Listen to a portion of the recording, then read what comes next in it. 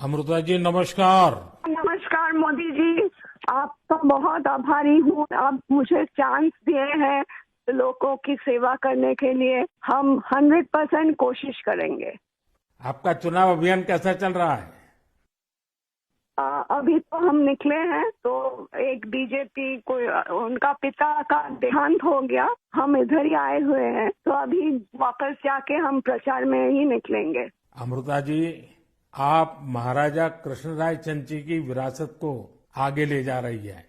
एक बात आपको हम शेयर करना चाहेंगे। हम क्या कह सकते हैं? जी जी जरूर, मुझे अच्छा लगेगा। ये जो महाराजा कृष्णचंद्र का हम फैमिली है तो उसका भी ये लोग विरोध कर रहे हैं। क्या बोल रहे हैं कि वो ब्रिटिश के साथ साथ दिया था, फिर वो मैंने हम लोगों को गद्दार समझते हैं। क्यों किया वो नहीं बोल रहा है। इतना जमीन दान किया, इतना सब लोगों के लिए किया, भलाई के लिए किया, वो सब नहीं बोल रहे हैं। लेकिन क्या बोल रहे हैं तो हम बोला कि क्यों किया ऐसा महाराजा कृष्णचंद्र।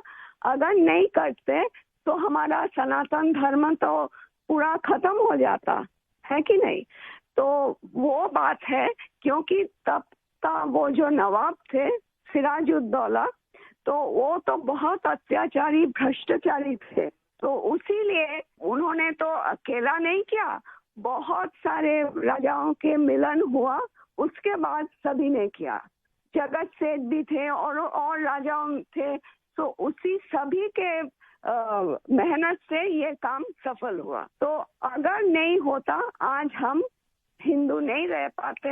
हमारा भाषा दूसरा होता, हमारा वेशभूषा एकदम अलग होता और सभी अलग हो जाते। हम तो दूसरों के अधीन रहते ना, यही बात है। अमृता जी, बचपन में हमारे यहाँ हम लोगों को जो पढ़ाया जाता था उसमें कृष्णचंद्र राय की समाज सुधार का काम, बंगाल के विकास का काम, बंगाल के विकास के मॉडल, ये सब सुनने को मिलता था बचपन में। अब देखिए, ये वोट बैंक की राजनीति करने वाले लोग हैं तो बहुत ही अनाप शनाप आरोप लगाएंगे और 300 साल पहले की घटना निकालेंगे, 200 साल पहले की घटना निकालेंगे और बदनाम करने का प्रयास करेंगे। वे एकदम खुद सही बात अपने है। जो वर्तमान पाप है हाँ उसको छिपाने के लिए वो हाँ ऐसी चीजें ढूंढते रहते हैं। लेकिन जब भगवान राम की बात आती है, भगवान राम की बात आती है तो वो कहते हैं कि सबूत कहाँ है, इतनी हाँ पुरानी हाँ बात क्यों सही बात, निकालते हो। सही बात। लेकिन जब कृष्णचंद्र राय की बात आती है तो वो तुरंत निकालते हैं। तो इस प्रकार हाँ से उनके दोगलापन होता है और आपको हाँ, इसका बिल्कुल मन में प्रेशर नहीं लेना चाहिए। नहीं आपने नहीं हम तो लेते भी बंगाल नहीं का है। उज्जवल भविष्य और आपका हाँ स्वयं का जीवन भी लोगों के लिए रहा है। हाँ जी, और आपके सामने बंगाल की विरासत को बचाने की भी चुनौती है। और एकदम आप इसे सही बात। कैसे देख रही हैं आप? हम पॉजिटिवली देख रहे हैं। हमारा लड़ाई जो है लोगों का सेवा के लिए है, करप्शन हटाने के लिए है और वंचित लोगों के उपकार में आने के लिए है। आपने देखा होगा इन दिनों लड़ाई दो खेमों में बट गई है।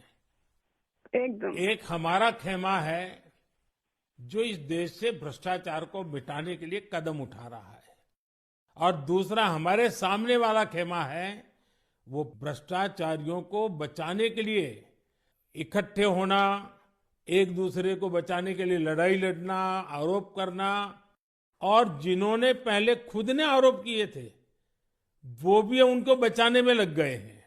यानी उनके लिए देश उनकी प्राथमिकता नहीं है, सत्ता ही उनकी प्राथमिकता है।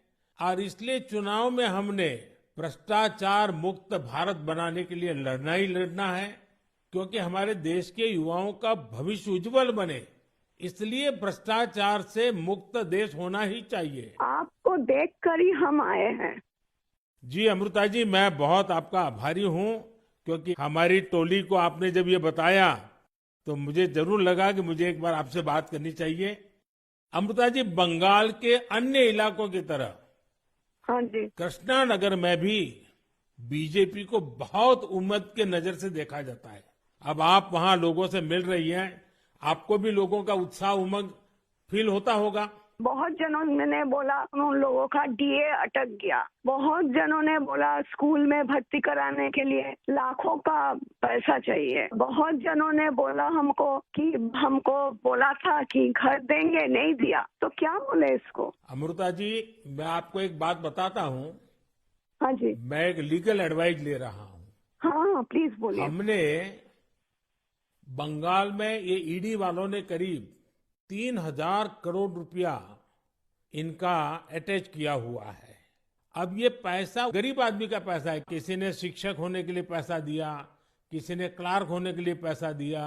वो सभी लोग जानते हैं। वो एकदम फेडअप हो गया, एकदम हाल छोड़ दिया। हम जो देख रहे हैं टीएमसी के ऊपर बहुत लोग नाराज है क्योंकि ये सब बहुत अत्याचार हो रहा है। तो मैं जो लीगल एडवाइस ले रहा हूँ, तो मेरी इच्छा ये है, अगर मुझे लीगल एडवाइस मिलेगी तो नई सरकार बनते ही जो भी कानूनी प्रावधान करना पड़ेगा, कुछ नियम बनाने पड़ेंगे, तो मैं ये जो 3,000 करोड़ रुपया है, जो जो गरीब लोगों का पैसा है और जिसने इस प्रकार का पैसा रिश्वत में दिया है, उन सबको मैं वापस पैसा करना चाहता हूं।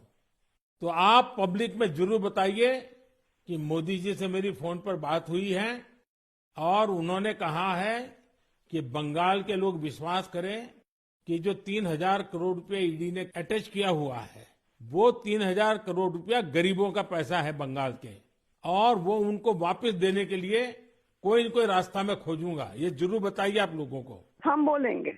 अमृता जी, पूरे बंगाल में बड़ी संख्या में लोग बीजेपी के साथ आ रहे हैं। जब आप क्षेत्र के लोगों से बात करती है, वो क्या बात करते हैं? अपनी अपेक्षाएं आपको बताते हैं क्या? हाँ, बताते तो हैं। आपके कामों पे हमारा भरोसा है, ये सब बताते हैं। और हम पूछते हैं कि महुआ मैत्रो का क्या होगा, बोलो उसको तो जेल ही जाना है। अच्छा, लोग बोलते हैं। हाँ जी। अच्छा, ये मोदी की गारंटी को लेकर आपके लोकसभा के क्षेत्र में लोगों तक बात पहुंची है? हाँ हाँ, हम तो बोले हैं। तो बोला मोदी जी की तरह हमारा भी गारंटी है, हम जरूर कोशिश करेंगे आपका सेवा में आने का। अमृता जी, मुझे बहुत अच्छा लगा आपसे बात कर करके, और मुझे विश्वास है कि आप विजयी होकर के आपके परिवार की जो बंगाल की सेवा करने की परंपरा रही है, उस परंपरा को आप आगे बढ़ाएगी। आपने चांस दिया है, उसलिए हम आभारी हैं। आपने ये चांस मुझे सौंपा है। बस आप जीत करके आइए, हम मिलकर के बंगाल के लोगों की बहुत सेवा करेंगे। और आप भी जीतने के बाद पहले 100 दिन में कृष्णनगर में क्या करना है, उसका पूरा काम निकाल के रखिए। मैं पूरी तरह आपके साथ खड़ा रहूंगा, और उसमें से जो भी काम भारत सरकार को करने होंगे, वो तुरंत कराने का हम प्रयास करेंगे। आपका आशीर्वाद मुझे चाहिए बस जनता का आशीर्वाद हम सबको चाहिए। जनता का आशीर्वाद ही हमारी सबसे बड़ी ताकत है। लेकिन आप मुझे गाइड करिए, ये हमारा रिक्वेस्ट है। नहीं, बिल्कुल हम संपर्क में रहेंगे, और मेरी आपको बहुत शुभकामनाएं हैं। बहुत बहुत धन्यवाद जी। नमस्कार।